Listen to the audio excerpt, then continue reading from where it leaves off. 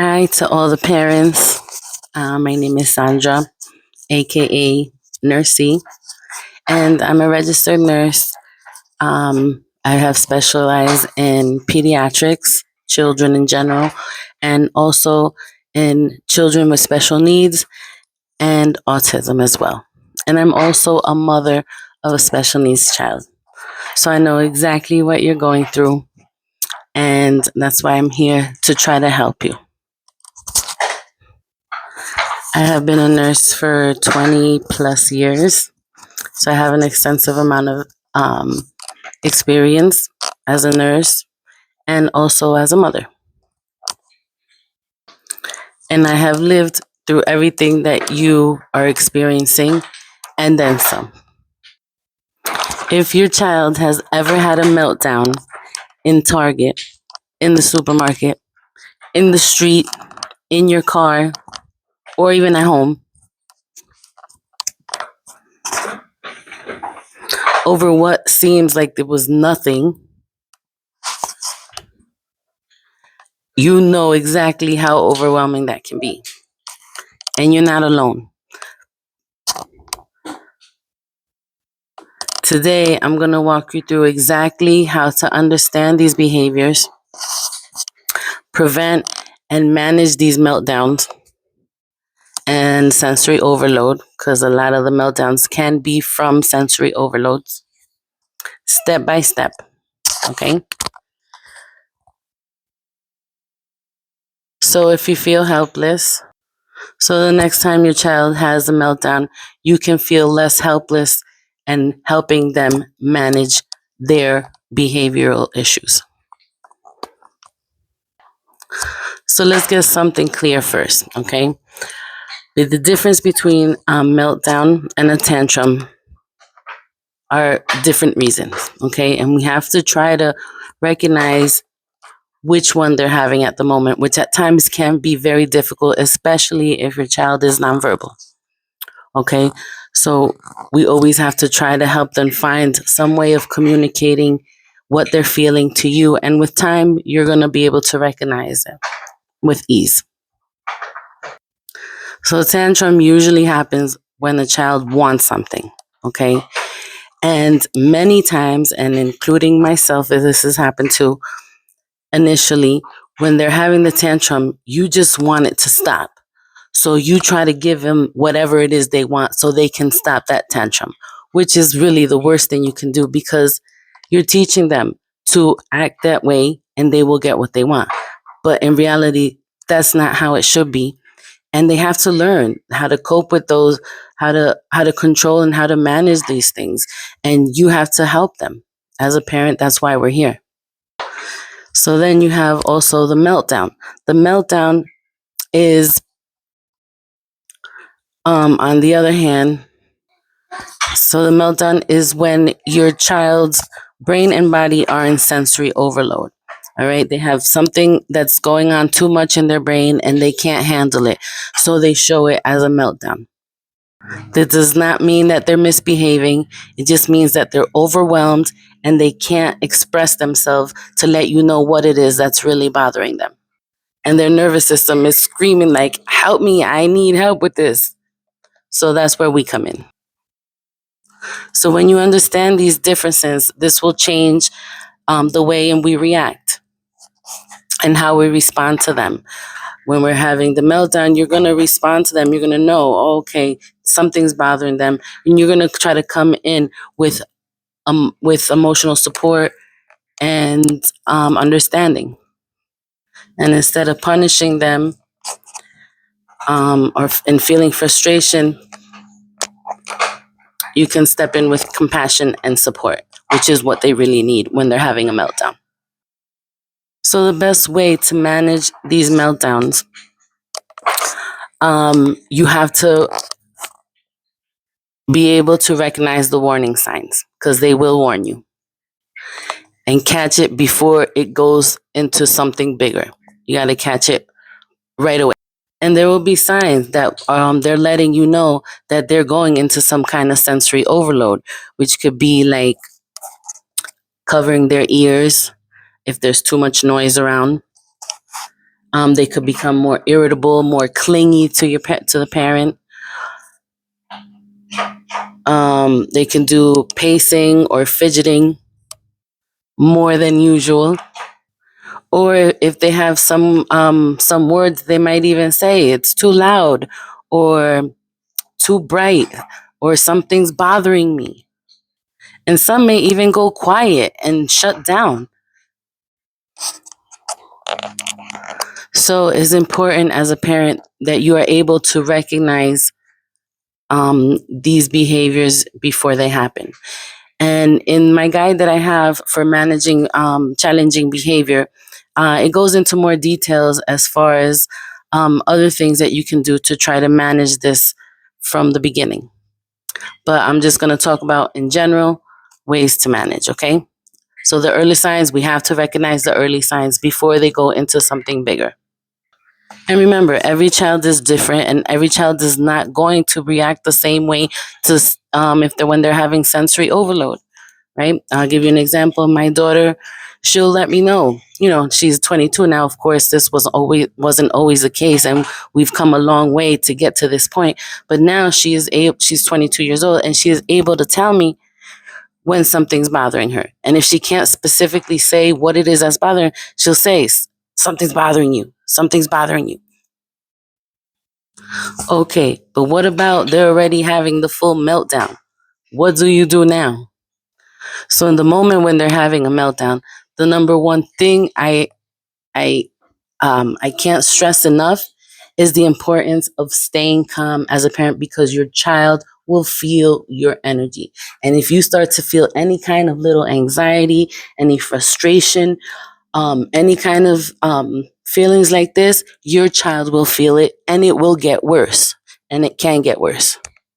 So number one, focus on your mind and yourself first, okay? You have to be calm, and you have to be ready to deal with this, okay? And don't worry about what other people around you may say, okay? Because you know what you're doing. All right. And we're not going to beat our child, because I know many times you may feel like that. I get it. But that's not going to solve any issues. So we have to find a better way, right? So in the meantime, they're having a full blown meltdown, and this can look various different ways. It could be screaming, it could be trying to break things, it can be like my daughter, she likes to rip her clothes when she's having some kind of sensory overload. So remember, stay calm, take a deep breath. So number one, you want to make sure that they're safe and that the people around you are safe as well. So if they're trying to hit or throw things or run away, you want to grab them, gently guide them to a safer area where there's nothing that they can throw or hit or even run away. Okay. And you bring them to a safe area. Hopefully, preferably is an area that they know, they recognize, like maybe their room, they have a special area where they have some soft lights or something to that effect that calms them down. And we want to reduce any kind of stimulation. So if too much loud music is going around them, that's bothering them. Ideally, if you're first starting to deal with these kind of issues, you want to remove them from that area. And I know it's not always ideal, because it may be something that you've been planning to participate in and you're expecting noise. But when we have children like this that need our attention, we have to take our children first and let everything else go next, because our children is our number one, and we have to help them. So make sure we lower lights if the lights are too bright. Remove any excess noise, if removing them from the lousy area, from the noisy area. And always try to bring them to a quieter, softer place if possible. So usually when they're in a full meltdown, they're not usually trying to hear anything you have to say. So many times you have to work with what you got. And some children may find comfort in deep pressure, in a weighted blanket, in a comforting hug. Some children don't want to be touched at all. And you just have to sit by them calmly and reassuring them that you're there for them. Respect what works for your child. An example, what I like to use is distraction. Okay, either if they're visual, they can see, I'll either try to show them something that they've never seen before to try to distract them and get them into another mode. With my daughter, I do a lot of talking to her because she's visually impaired. So she needs hearing sensory, right? So I try to talk to her in a low, calm voice, okay? Short, simple sentences. And I let her know that I am there and I understand what she's going through. Okay, so I understand the noises are bothering you. And that's such a big impact for your child to hear that more than likely it will help. And like I said, you don't want to talk too much, but you have to let them know in short, simple sentences. I'm here for you. I understand what you're feeling. You're safe. Everything's okay. You're going to be okay. Because we know during overload, they can't process too many words. So short, sweet, and simple. And also from my own experience, I've noticed that many children, when they're in a meltdown, you can't come with a tough, how do you want to say, a tough disciplinary voice when they're in that state, because they're not having it. Okay, they need your help, they need your safety, they need your security.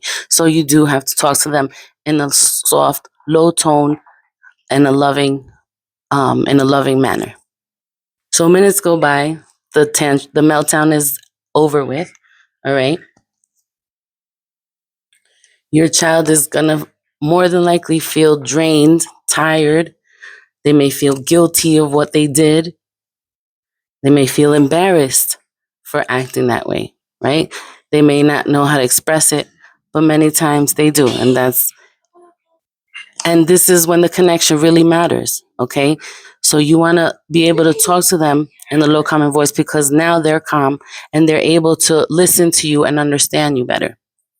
And you want to offer them a little snack or some kind of calming activity, maybe a low tone music, maybe a low tone cartoon, all right, because they're feeling better now. And then once they're completely calm, you can bring up this situation that happened to them in the meltdown. And for example, you could say, I noticed it got too loud in the store for you. And that was hard for you. Next time, what can we do so you could feel safe and you don't have to go through this? Or the way I would say to my daughter, I understand that all the loud music was too much for you. What can we do next time so you can feel better and you don't rip your clothes? This not only helps them build self-awareness, they see what they're doing, right? They understand what they're doing you know, is not completely right and that there's other ways of dealing with that.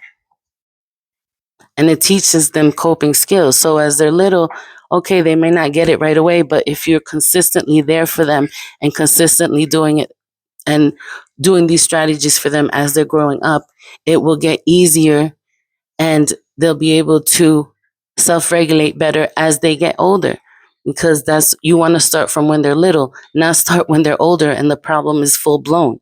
You got to start from the beginning, from the problem is small, and keep it small. And this doesn't mean that they're going to go away, these meltdowns, all right? But the point is that we want to decrease the amount of meltdowns that they have, decrease the severity of it, and find better ways to deal with them. Now, I always say prevention is the key to nursing, all right? Prevention of falls, you have prevention of wrong medications. So now we have prevention of these challenging behaviors, right? We want to prevent them. We don't want to allow for any kind of behavior like this to continue uncontrollably. That's why we're here to help them. All right, so you're going to stick to routines.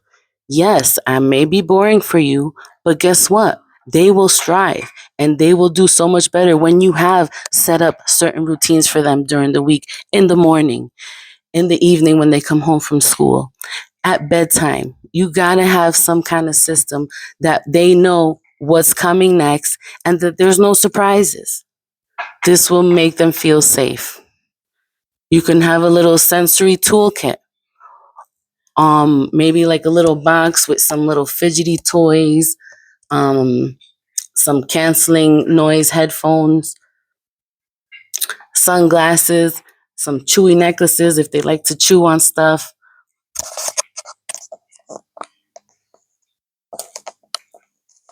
These are all tools that your child can use when they feel overwhelmed. Okay? And it doesn't have to be exactly that. It could be maybe one of their favorite toys. I'll give you another example. As my daughter, she's obsessed with shapes.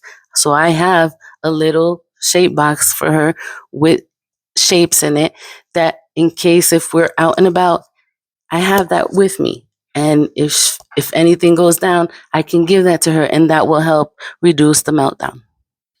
Use visual schedules. They could be little pictures. They could be little some kind of ornament saying what's going to happen next. This will help your child know what's coming next so you can prepare them. Okay, next we're going to get ready to go to school. So we're going to show them a picture of the bathroom, of some combing their hair, brushing their teeth. All right, then you could have another picture of them. All right, after while you're in the bathroom, all right, this is what we're going to do next. Show them a picture of somebody eating. All right, we're going to go to the kitchen and have something to eat. Your child knows what to expect like this, okay? And your mornings, your day will go so much smoother, believe me. Practice calming techniques daily. It could be deep breathing. It could be some kind of yoga. Remember, mindfulness and returning to our peace is not just for us adults, it's for them as well. And if they see you on a daily doing some kind of meditation, or if they see you on a daily doing some kind of yoga, or if they see you when you get mad, all right, you found some other way of controlling that man. They see these things. And believe me, they know. And they can learn them too with love, consistency. So, like I said before, we're not trying to get rid of these meltdowns completely because more than likely they will always be there.